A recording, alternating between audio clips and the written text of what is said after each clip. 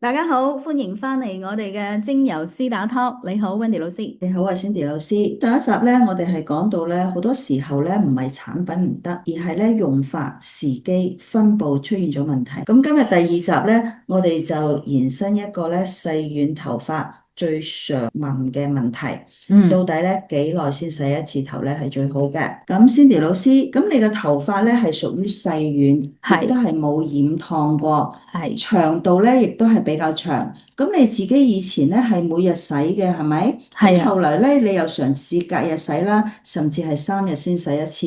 咁到底咧邊個係比較適合啲咧？其實我頭髮咧都過肩噶啦，都幾嗯嗯長噶啦。咁我以前咧的確咧就係比較接近咧就係每日洗嘅。咁後期遇到頭髮髮質狀態開始變差咧，咁我就體會到咧，我係本能咁樣認為減少嗰個洗頭嘅頻率會唔會幫到？係咪洗太多？嗯咁但係後期我又發現咧，其實頻率當然係重要啦，但係更加關鍵嘅就係你頭皮出油嘅節奏啊，以及你洗頭嘅時候咧有冇將髮尾洗過頭咯，嗯即係洗過籠啊。嗯嗯因為細軟嘅頭髮咧，好經常嘅狀態咧都係頭皮容易出頭油，但係咧嗰個頭髮尾咧其實係偏乾。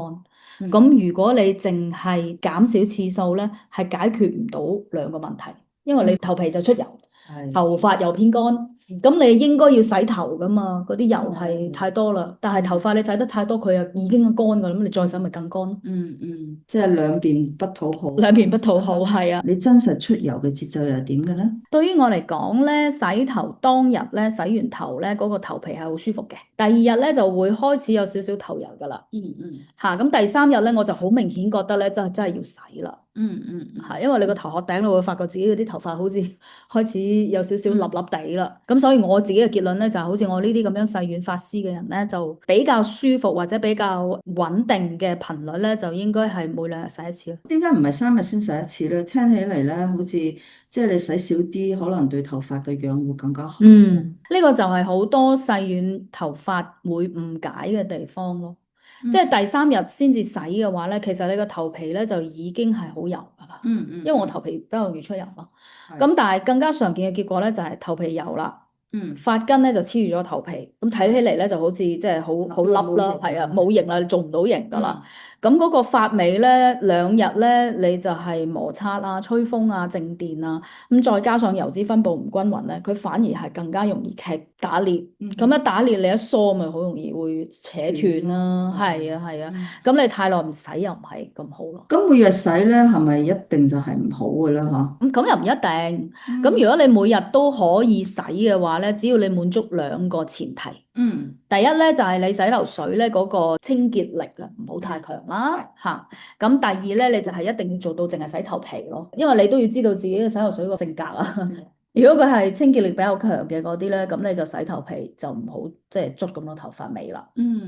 因為細軟嘅髮絲咧，最怕咧就係你日日洗，咁啊再加上你又如果出力捽咁樣喎，有往來咁樣搓嘅話咧，話你嗰啲頭髮咧表面嘅嗰一啲油脂俾你洗走晒，咁佢嘅嗰啲佢就會更加毛躁，佢啲毛鱗就會更加上嚟咁樣，因為頭髮都有毛鱗嘛，咁就更加容易斷裂咯。咁即係講咧，問題唔係話每日洗呢一件事本身，而係你洗得太過用力啊，或者洗錯位置啊，係咪啊？係啊係啊係啊！如果你將個頭髮咧諗成係清潔頭皮，而唔係洗成條頭髮，髮尾咧更多咧係被護理、被保護嘅對象。咁你可唔可以咧幫我哋聽眾咧做一個好清楚嘅對比咧？咁比如每日洗、隔日洗、第三日洗，分別咧係適合邊一類型嘅髮質咧？我可以用比較直白嘅方式去同你哋講啦。咁如果每日洗咧，就適合咧嗰啲頭皮好容易出油，好似我咁嘅嗰啲人嘅。咁啊，應該咧就係大概洗完之後啦，佢12個鐘頭到24個鐘，咁佢就開始有油噶啦。即係佢開始感覺到頭皮開始有少少痕啊，或者有少少油啊，啲頭髮開始甩啦、塌落去啦，即係冇咁挺噶啦。咁呢個重點咧就係用量要少啦。如果時間要短啦，就淨係洗頭皮就冇洗頭髮尾咁樣咯。咁如果隔日洗咧，就比較適合第二日先至開始出油嘅。即係過咗24小時之後啦。咁第3日咧就必須要洗㗎啦，嗰啲人即係好似我啲女，我就係呢一類啦。咁啊，隔日洗咧就可以令到頭皮保持一個清爽，頭髮尾咧亦都唔會因為拖得太耐而打結啦。咁呢個通常都係洗完頭髮最穩定嘅一個洗頭節奏，係啦，維持到佢嗰個蓬鬆度啊，同埋嗰個順滑嘅節奏啦。係啊係啊係啊。咁如果3日先洗一次頭嘅話咧，就比較適合咧頭皮就唔係點樣出油嘅。佢個髮量好多，又或者係咧髮質比較偏乾嘅人，例如即係好粗硬嘅嗰啲頭髮捲頭，即係生出就亂毛啊，即係好鬆嘅啲頭髮本身就已經係咁，有時候咧第3日洗都冇乜問題。但係對於細軟嘅頭髮嚟講咧，如果第3日先洗咧，經常就會出現呢一啲塌陷啊，即係造型就已經冇乜可能㗎啦，因為你頭髮已經甩咗啦嘛，咁啊好容易打裂啊，或者好難梳啊呢啲咁。咁 Cindy 老師頭先你提到好多時候咧晚黑先洗頭，咁因為時間咧係比較夜啦，需要吹乾啲頭髮啦。咁好多人會問啦，咁你晚黑洗頭到底使唔使吹乾？會唔會咧越吹咧就即係啲頭髮越容易甩？越容易甩，脆啊嘛。因為你吹乾你先至可以瞓。係，的確，中醫角度嚟講，頭髮濕就真係唔好走去瞓覺，唔係你真係會造成頭痛嚇，長期頭痛㗎，好容易會造成。咁我建議咧個重點咧就擺喺2個詞啦。頭皮要乾，髮尾就唔好太熱。係啦。頭皮咧如果長時間潮濕，尤其是冬天或者喺空調嘅環境裡面咧，係會令人哋覺得好似啲頭髮好似焗住啊。甚至會造成痕癢啊，甚至頭皮嘅狀況咧會變得好唔穩定。係啊，甚至會頭痛啊。但係如果咧吹風機，如果一直用高溫對住個髮尾嚟猛吹嘅話咧，咁你個頭髮尾又好乾，又好毛躁。所以咧我自己嘅做法咧就係先將頭皮吹乾咯，唔係辣乾，唔係話要好熱，而係即係乾爽就得啦嚇。咁我通常都係用低溫啲啦，橫掂都唔趕時間係嘛。咁然後咧我就髮尾咧就會用比較溫和啲，就係揾啲溫和啲嘅吹風嚟去帶走啲水分就得啦。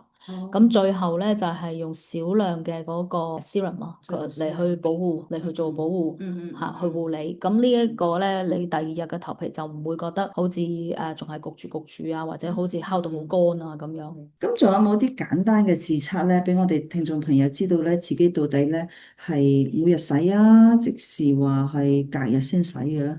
我有一個最實用嘅自測方法啦。咁如果你洗完之後明顯係唔舒服嘅時間點有幾耐呢一個嚇？咁啊12到24個鐘咧就已經開始覺得油啊，好似焗住啊、痕啊，咁你就係比較接近每日都要洗㗎啦。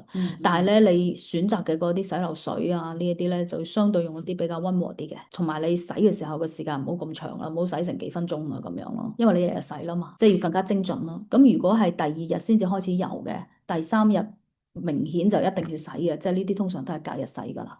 咁就通常咧就最舒服啦，隔日洗。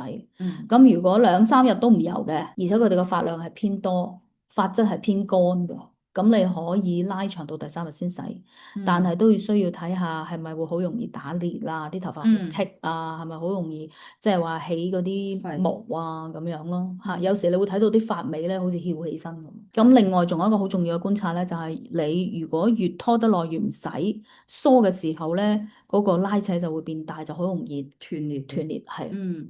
咁就唔建議撐到第3日先洗咯。咁好啦，咁我哋今日咧嚟總結一下咧呢一集嘅重點啦。係，咁我用一句話用一句話總結。咁啊，細軟嘅頭髮咧就唔係少洗就會更好，而係要揾到你自己出油嘅節奏。並且咧洗頭嘅時候咧就最緊要就係洗頭皮。就要保護髮尾，要用呢一個習慣嚟去洗。因為我真係用過呢個方法之後係好轉咗。咁如果你記唔住全部咧，咁啊記住3點啦。第一就係要睇自己嘅出油節奏啦。第二就係洗頭咧，就係淨係洗頭皮啦，就唔好搓咁多髮尾啦。